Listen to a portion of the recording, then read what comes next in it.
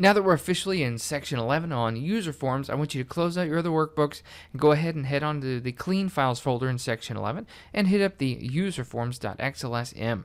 Now as we're following along, we're going to start with a very basic form, and then we're going to add a lot of really cool stuff later on, and we'll talk about and describe all the properties and different things that we can do. Let's start simple though. We're going to hit Alt F11 and go into the Visual Basic Editor, and now we're going to go ahead and make our first user form. Now, as you're very used to, we have a collection of worksheet objects. Sometimes we have a code module, but we don't have any user forms as of yet. So we're going to click this drop down and go to user form, and that'll create our very first user form.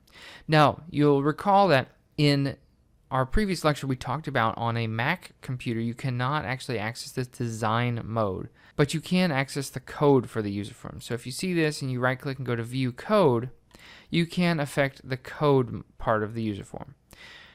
Everything that we've messed with previously up to this point, like a worksheet object or a code module object, only has code. But with a user form, it has two different modes. If you double click on it, by default, it will bring up the design mode.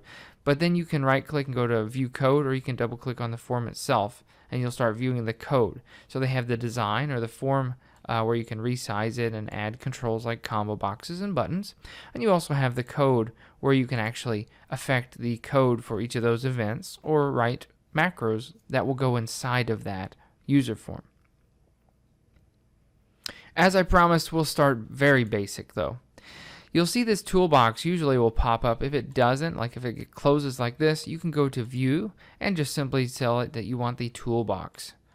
This has all of your different controls like labels and text boxes and buttons and things.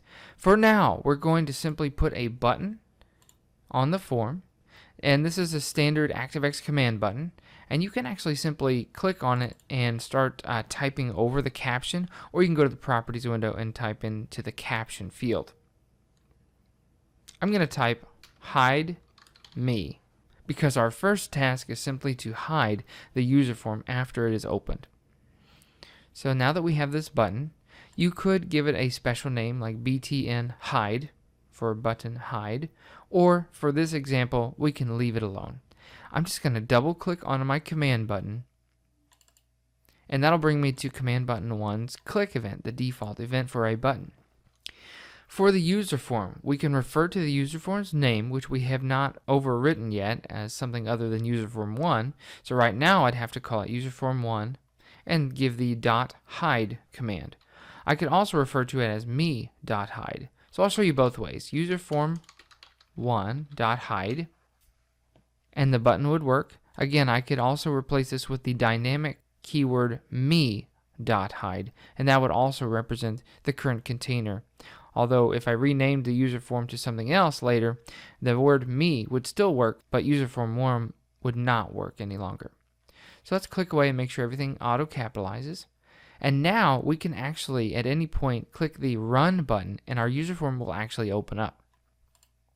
So now we have this form that pops up, and you'll notice that if I click away, if I try to select a cell, I'll get a noise that says you can't really do that. And we'll talk about the modal versus modeless forms in the next lecture.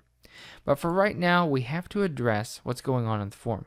We can either close it using the X, or we can simply hide it, whereas it'll still be open in the background in memory, but it will not be visible. So let's click the Hide Me button and see what happens.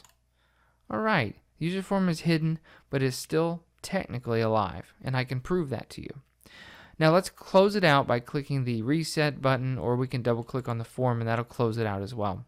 What I'm going to do now is I'm going to add a text box, and I'm just going to go ahead and click it right about here, and I'll type something in there when we open up the form.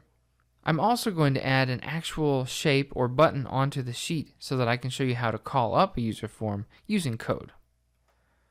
So on the first sheet called the home, we're going to insert a shape, or you can insert a button.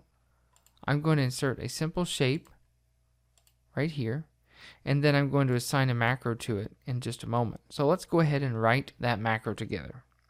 Alt F11. Now this I will do in a code module. So I need to add a regular module, and I need to create a sub, and we'll call this one open form1. And here's how you open a user form using a macro code. We're going to refer to it by its name. Its current name is userform1, and I'm going to say .show. This is how to not only initialize the form, but also allow it to show itself. So now that we have a macro that'll do that, which is called openForm1, we can go ahead and assign that to our button. I'll just select macros in the current workbook since there's only one, and hit OK. Now, if I click on this button, it'll open up our form. Now this is the distinction between .hide and actually unloading the form by either closing it out or using the command unload me or unload userform1.